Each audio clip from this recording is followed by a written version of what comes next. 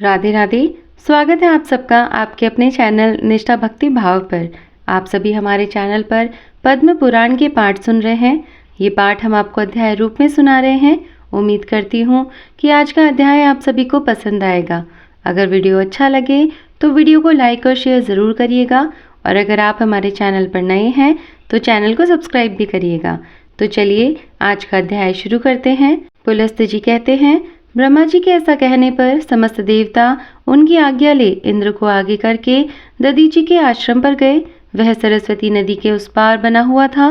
नाना प्रकार के वृक्ष और लताएं उसे घेरे हुए थी।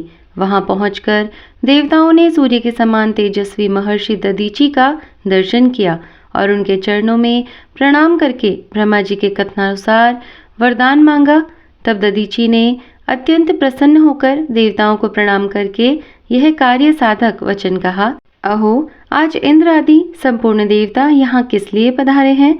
मैं देखता हूँ आप सब लोगों की कांति फीकी पड़ गई है। आप लोग पीड़ित जान पड़ते हैं। जिस कारण से आपके हृदय को कष्ट पहुँच रहा है उसे शांति पूर्वक बताइए। देवता बोले, महर्षि, यदि आपकी हड्डियों का शस्त्र बनाया जाए तो उससे देवताओं का दुख दूर हो सकता है। दधीचि ने कहा, देवताओं, जिससे आप लोगों का हित होगा वह कार्य मैं अवश्य करूंगा। आज आप लोगों के लिए मैं अपने शरीर का भी त्याग करता हूँ। ऐसा कहकर मनुष्यों में श्रेष्ठ महर्षि दधीचि ने सहसा अपने प्राणों का परित्याग कर दिया। तब संपूर्ण देवताओं ने आवश्यकता के अनुसार उनके शरीर से हड्डियां निकाल ली। इससे उन्हें बड़ी प्रसन्नता हुई और वे विजय पाने के लिए विश्वकर्मा के पास जाकर बोले, आप इन हड्डियों से वज्र का निर्माण कीजिए। देवताओं के वचन सुनकर विश्वकर्मा ने बड़े हर्ष के साथ प्रयत्न पूर्वक उग्र शक्ति संपन्न वज्र अस्त्र का निर्माण किया और इंद्र से कहा, देवेश्वर, यह वज्र सब अस्त्र शस्त्रों में श्रेष्ठ है।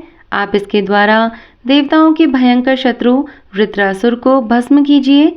उनके ऐसा कहने पर इंद्र को बड़ी प्रसन्नता हुई और उन्होंने शुद्ध भाव से उस वज्र को ग्रहण किया। तदंतर इंद्र देवताओं से सुरक्षित हो वज्र हाथ में लिए वृत्रासुर का सामना करने के लिए गए, जो पृथ्वी और आकाश को घेरकर खड़ा था। कालकेयी नाम के विशालकाय दानव हाथों में शस्त्र उठाए चारों ओर से उसकी रक्षा कर रहे थे। फिर तो दानवों के साथ देवताओं का भयंकर युद्ध प्रारंभ हुआ। 2 घड़ी तक तो ऐसी मार काट हुई जो संपूर्ण लोक को महान भय में डालने वाली थी। वीरों की भुजाओं से चलाई हुई तलवारें जब शत्रु के शरीर पर पड़ती थी तब बड़े जोर का शब्द होता था। आकाश से पृथ्वी पर गिरते हुए मस्तक ताड़ के फलों के समान जान पड़ते थे। उनके वहां की सारी भूमि पटी हुई दिखाई देती थी। उस समय सोने के कवच पहने हुए कालकेयी दानव दावानल से जलते हुए वृक्षों के समान प्रतीत होते थे। वे हाथों में परीघ लिए देवताओं पर टूट पड़े। उन्होंने एक साथ मिलकर बड़े वेग से धावा किया था। यद्यपि देवता भी एक साथ संगठित होकर ही युद्ध कर रहे थे, तो भी वे उन दानवों के वेग को ना सह सके। उनके पैर उखड़ गए। वे भयभीत होकर भाग खड़े हुए। देवताओं को डर कर भागते और वृत्रासुर को प्रबल होते देख 1000 आंखों वाले इंद्र को बड़ी घबराहट हुई। इंद्र की ऐसी अवस्था देख सनातन भगवान श्री विष्णु ने उनके भीतर अपने तेज का संचार करके उनके बल को बढ़ा दिया। इंद्र को श्री विष्णु के तेज से परिपूर्ण देख देवताओं तथा निर्मल अंतःकरण वाले ब्रह्म ऋषियों ने भी उनमें अपने अपने तेज का संचार किया। इस प्रकार भगवान श्री विष्णु देवता तथा महाभाग महर्षियों के तेज से वृद्धि को प्राप्त होकर इंद्र अत्यंत बलवान हो गए। देवराज इंद्र को सबल जान वृत्रासुर ने बड़े जोर से सिंहनाद किया। उसकी विकट गर्जना से पृथ्वी, दिशाएं, अंतरिक्ष, द्युलोक और आकाश में सभी कांप उठे। वह भयंकर सिंहनाद सुनकर इंद्र को बड़ा संताप हुआ। उसके हृदय में भय समा गया और उन्होंने बड़ी उतावली के साथ अपना महान वज्र अस्त्र उसके ऊपर छोड़ दिया। इंद्र के वज्र का आघात पाकर वह महान असुर निष्प्राण होकर पृथ्वी पर गिर पड़ा। तत्पश्चात संपूर्ण देवता तुरंत आगे बढ़कर वृत्रासुर के वध से संतप्त हुए शेष दैत्यों को मारने लगे। देवताओं की मार पड़ने पर वे महान असुर भय से पीड़ित हो वायु के समान वेग से भागकर अगाध समुद्र में जा छिपे। वहां एकत्रित होकर सबके सब तीनों लोगों का नाश करने के लिए आपस में सलाह करने लगे। उनमें जो विचारक थे उन्होंने नाना प्रकार के उपाय बतलाए, तरह तरह की युक्तियां सुझाई। अंत में यह निश्चय हुआ कि तपस्या से ही संपूर्ण लोग टिके हुए हैं, इसलिए उसी का क्षय करने के लिए शीघ्रता की जाए। पृथ्वी पर जो कोई भी तपस्वी, धर्मज्ञ और विद्वान हो, उनका तुरंत वध कर दिया जाए। उनके नष्ट हो जाने पर संपूर्ण जगत का स्वयं ही नाश हो जाएगा। उन सबकी बुद्धि मारी गई थी, इसलिए उपयुक्त प्रकार से संसार के विनाश का निश्चय करके वे बहुत प्रसन्न हुए। समुद्र रूपी दुर्ग का आश्रय लेकर उन्होंने त्रिभुवन का विनाश आरंभ किया। वे रात में कुपित होकर निकलते और पवित्र आश्रमों तथा मंदिरों में जो भी मुनि मिलते उन्हें पकड़कर खा जाते थे। उन दुरात्माओं ने वशिष्ठ के आश्रम में जाकर 8008 ब्राह्मणों का भक्षण कर लिया तथा उस वन में और भी जितने तपस्वी थे उन्हें भी मौत के घाट उतार दिया। महर्षि च्यवन के पवित्र आश्रम पर, जहाँ बहुत से द्विज निवास करते थे, जाकर उन्होंने फल मूल का आहार करने वाले 100 मुनियों को अपना ग्रास बना लिया।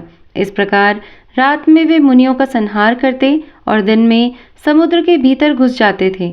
भरद्वाज के आश्रम पर जाकर उन दानवों ने वायु और जल पीकर संयम नियम के साथ रहने वाले 20 ब्रह्मचारियों की हत्या कर दी। इस तरह बहुत दिनों तक उन्होंने मुनियों का भक्षण जारी रखा, किंतु मनुष्यों को इन हत्यारों का पता नहीं चला। उस समय कालकेयों के भय से पीड़ित होकर सारा जगत धर्म कर्म की ओर से निरुत्साह हो गया। स्वाध्याय बंद हो गया, यज्ञ और उत्सव समाप्त हो गए। मनुष्यों की संख्या दिनों दिन क्षीण होने लगी। वे भयभीत होकर आत्मरक्षा के लिए 10 दिशाओं में दौड़ने लगे। कोई तो गुफाओं में छुप गया, दूसरों ने झरनों की शरण ली, कितनों ने ही भय से व्याकुल होकर प्राण त्याग दिए। इस प्रकार यज्ञ और उत्सवों से रहित होकर जब सारा जगत नष्ट होने लगा, तब इंद्र सहित संपूर्ण देवता व्यथित होकर भगवान श्री नारायण की शरण में गए और इस प्रकार स्तुति करने लगे। देवता बोले, प्रभो, आप ही हमारे जन्मदाता और रक्षक हैं। आप ही संसार का भरण पोषण करने वाले हैं। चर और अचर संपूर्ण जगत की सृष्टि आपसे ही हुई है। कमल नयन, पूर्व काल में यह भूमि नष्ट होकर रसताल में चली गई थी। उस समय आपने ही वराह रूप धारण करके संसार के हित के लिए इसका समुद्र से उद्धार किया था। पुरुषोत्तम, आदि दैत्य हिरण्यकशिपु बड़ा पराक्रमी था, तो भी आपने नरसिंह रूप धारण करके उसका वध कर डाला। इस प्रकार आपके बहुत से ऐसे अलौकिक कर्म हैं जिनकी गणना नहीं हो सकती। मधुसूदन, हम लोग भयभीत हो रहे हैं। अब आप ही हमारी गति है, इसलिए देव देवेश्वर, हम आपसे लोक की रक्षा करने के लिए प्रार्थना करते हैं। संपूर्ण लोगों की, देवताओं की तथा इंद्र की महान भय से रक्षा कीजिए। आपकी ही कृपा से 4 भागों में बटी हुई संपूर्ण प्रजा जीवन धारण करती है। आपकी ही दया से मनुष्य स्वस्थ होंगे और देवताओं की हव्य कव्यों से तृप्ति होगी।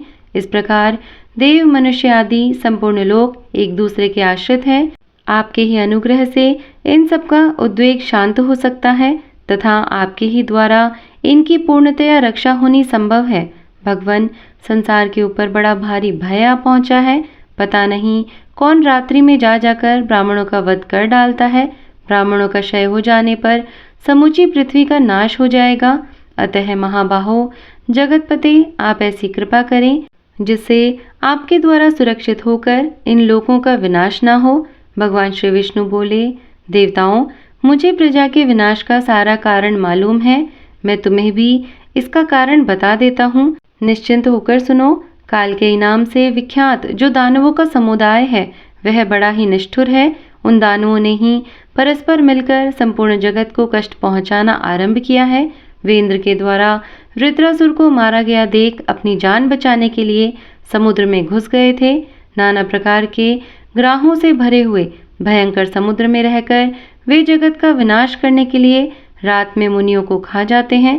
जब तक वे समुद्र के भीतर छिपे रहेंगे तब तक उनका नाश होना असंभव है।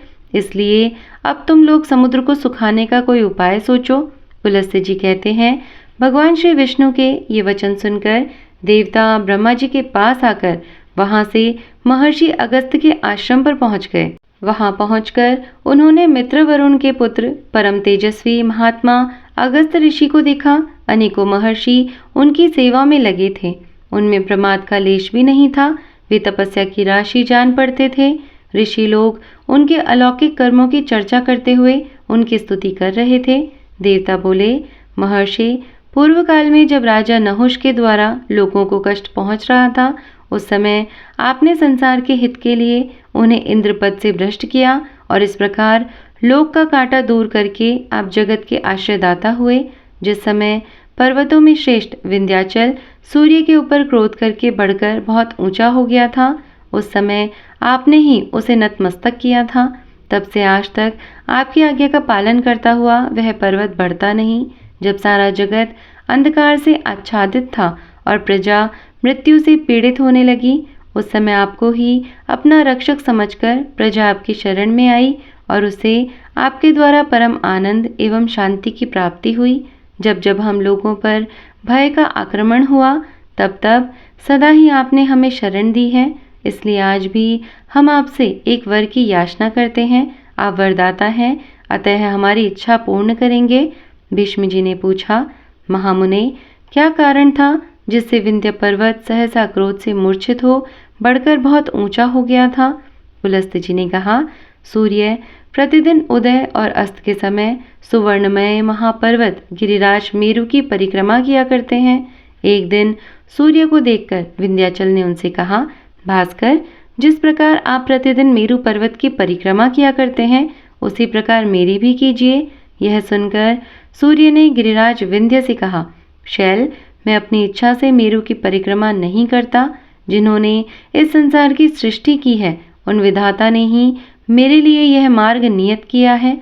उनके ऐसा कहने पर विंध्याचल को सहसा क्रोध हो आया और वह सूर्य तथा चंद्रमा का मार्ग रोकने के लिए बढ़कर बहुत ऊंचा हो गए। तब इंद्र आदि संपूर्ण देवताओं ने जाकर बढ़ते हुए गिरिराज विंध्याचल को रोका, किंतु उसने उनकी बात नहीं मानी। तब वे महर्षि अगस्त्य के पास जाकर बोले, मुनीश्वर, शैलराज विंध्य क्रोध के वशीभूत होकर सूर्य, चंद्रमा तथा नक्षत्रों का मार्ग रोक रहा है, उसे कोई निवारण नहीं कर पाता। देवताओं की बात सुनकर ब्रह्म ऋषि अगस्त्य जी विंध्य के पास गए और आदरपूर्वक बोले, पर्वत श्रेष्ठ, मैं दक्षिण दिशा में जाने के लिए तुमसे मार्ग चाहता हूँ। जब तक मैं लौटकर ना आऊँ, तब तक तुम नीचे रहकर ही मेरी प्रतीक्षा करो। मुनि की बात मानकर विंध्याचल ने वैसा ही किया। महर्षि अगस्त्य दक्षिण दिशा से आज तक नहीं लौटे, इसी से विंध्य पर्वत अब नहीं बढ़ता। भीष्म, तुम्हारे प्रश्न के अनुसार यह प्रसंग मैंने सुना दिया। अब देवताओं ने जिस प्रकार काल के दैत्यों का वध किया, वह वृतांत सुनो। देवताओं के वचन सुनकर महर्षि अगस्त्य ने पूछा, आप लोग किस लिए यहाँ आए हैं और मुझसे क्या वरदान चाहते हैं? उनके इस प्रकार पूछने पर देवताओं ने कहा, महात्मन, हम आपसे एक अद्भुत वरदान चाहते हैं। महर्षि, आप कृपा करके समुद्र को पी जाइए। आपके ऐसा करने पर हम लोग देवद्रोही कालकेयी नामक दानवों को उनके सगे संबंधियों सहित मार डालेंगे। महर्षि ने कहा, बहुत अच्छा देवराज, मैं आप लोगों की इच्छा पूर्ण करूंगा। ऐसा कहकर वे देवताओं और तपसिद्ध मुनियों के साथ जलनिधि समुद्र के पास गए। उनके इस अद्भुत कर्म को देखने की इच्छा से बहुतेरे मनुष्य, नाग, गंधर्व, यक्ष और किन्नर भी उन महात्मा के पीछे पीछे गए। महर्षि सहसा समुद्र के तट पर जा पहुँचे। समुद्र भीषण गर्जना कर रहा था। वह अपनी उत्ताल तरंगों से नृत्य करता हुआ सा जान पड़ता था। महर्षि अगस्त्य के साथ संपूर्ण देवता, गंधर्व, नाग और महाभाग मुनि जब महासागर के किनारे पहुंच गए, तब महर्षि ने समुद्र को पी जाने की इच्छा से उन सबको लक्ष्य करके कहा, देवगण, संपूर्ण लोगों का हित करने के लिए इस समय मैं इस महासागर को पिए लेता हूँ। अब आप लोगों को जो कुछ करना हो शीघ्र ही कीजिए। यूँ कहकर वे सबके देखते ही देखते समुद्र को पी गए। यह देखकर इंद्र आदि देवताओं को बड़ा विस्मय हुआ तथा वे महर्षि की स्तुति करते हुए कहने लगे, भगवान, आप हमारे रक्षक और लोगों को नया जीवन दान देने वाले हैं। आपकी कृपा से देवताओं सहित संपूर्ण जगत का कभी उच्छेद नहीं हो सकता। इस प्रकार संपूर्ण देवता उनका सम्मान कर रहे थे। प्रधान प्रधान गंधर्व हर्षनाद करते थे और महर्षि के ऊपर दिव्य पुष्पों की वर्षा हो रही थी। उन्होंने समूचे महासागर को जल शून्य कर दिया। जब समुद्र में एक बूंद भी पानी ना रहा, तब संपूर्ण देवता हर्ष में भरकर हाथों में दिव्य आयुध लिए दानवों पर प्रहार करने लगे। तो आज का अध्याय यहीं पर समाप्त करते हैं। इसके आगे की कथा आपको अगले अध्याय में सुनने को मिलेगी। उम्मीद करती हूँ कि आज का अध्याय आप सभी को पसंद आया होगा। अगर आज का ये वीडियो आपको अच्छा लगा हो तो वीडियो को लाइक और शेयर ज़रूर करिएगा और कमेंट करके हमें ज़रूर बताइएगा कि आपको ये वीडियो कैसे लग रहे हैं। और हाँ, अगर आप हमारे चैनल पर नए हैं तो चैनल को सब्सक्राइब भी करिएगा। मैं मिलती हूँ आपसे फिर ऐसे ही किसी वीडियो के साथ में। तब तक के लिए धन्यवाद। राधे राधे।